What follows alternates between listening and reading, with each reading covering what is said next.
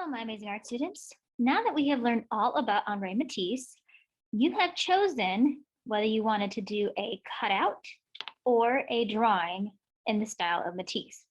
So this video is going to show you how to do a drawing, and you're going to need a pencil for this and then any sort of coloring materials that you have. So I'm going to start by putting in some organic shapes. Now I want this to look like a Matisse garden. So I'm going to be thinking about plant-like shapes. And I currently have my paper horizontal, but you are more than welcome to do yours vertically.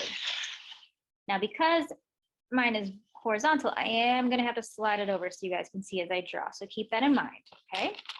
So I'm just going to start in one corner, doesn't matter where, and I'm going to make some organic plant-like shapes.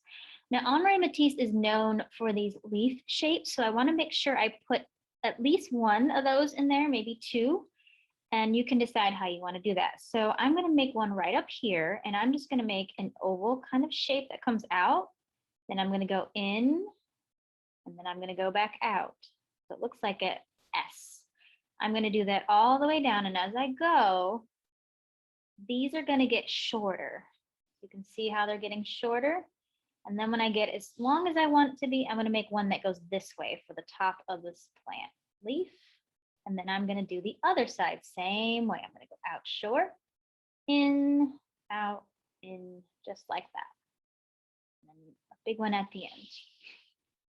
Okay, I can do some that are more triangular shapes. So I can do some leaves that come out here and then go back, like that. And this one, you can put any kind of organic shapes that you would like to. I like mine to come out from the side so it looks like we're peeking into the garden. I'm going to slide my paper. Okay, so I'm going to make something here, and I think I'm going to do this vertically just to fill in the space. So I'm going to start at the bottom, and I'm going to do that rectangular shape. This time I'm going to make some thick and some thin. So I'm going to just come up, make a point, and then I want to make this one thicker as it goes down. Just making some leaf shapes. Maybe this one's going to curve and behind this one. Just like this. And again, you can do whatever organic shapes you want. In this space, I'm going to do another one of these shapes, but I'm going to have it come this direction. So I'm going to have it go out and in like an S, and then get smaller as it goes. Do the other side, out and in, like that. And I think I'm going to put a line here to kind of divide the background. So I'm just going to make a line that kind of comes and curves down just to kind of break up the space. And then I'm going to do another plant kind of coming up here. I think this one I want to do a stem and then a circular oval shape on top. Maybe another little line here like that. I think I'll do another one of those here, just kind of peeking out behind this one. So the line's curving up and peeking out. And then make that circle. And then another line.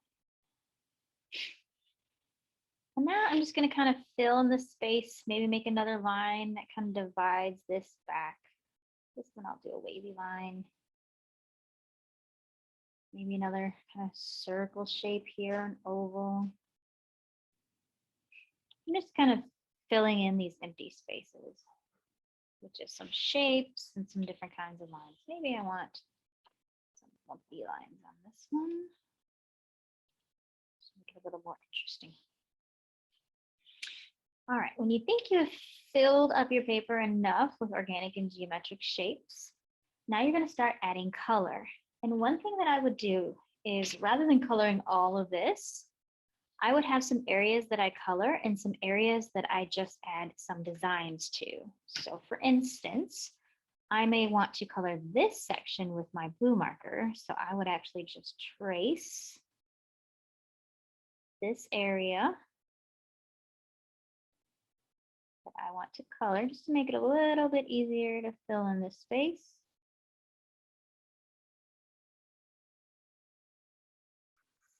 Just like that. And then I would color this in.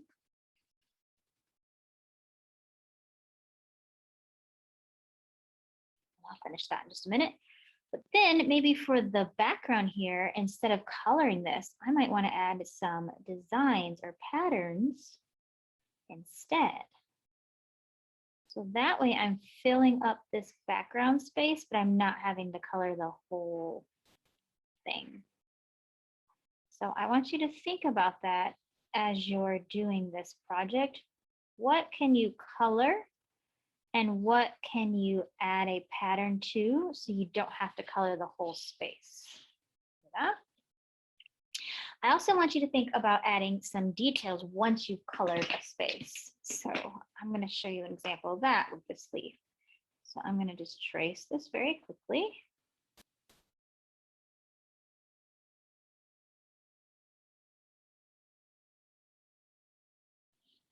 And now, instead of just leaving this color, I can go back with another color and I can add some designs to this. So maybe I'm going to split this in half and I'm going to add lines to this side of the leaf and not the other.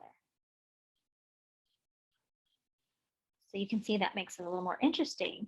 Another thing you can do is you can take black, and once you've colored everything, you can trace some of your shapes to make them stand out even more. Like that. Okay. So I want you to think about where you can color, where you can add pattern, where you can color and then add pattern on top of the color, and if there's any places that you want to trace. So go ahead and start coloring in your design, and then when we're all done, we'll come back together and we'll talk about putting our name.